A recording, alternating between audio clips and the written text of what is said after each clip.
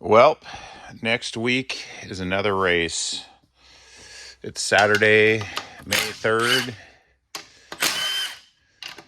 and there's a race on the 10th. I gotta check these valves because this car has got a lot of passes on it. And there's a lot of cam in this motor. And so you got to stay on top of the valve train. A lot of valve spring pressure too. So I got to make sure that we don't have any issues. Anyway, I have this little thing snuck in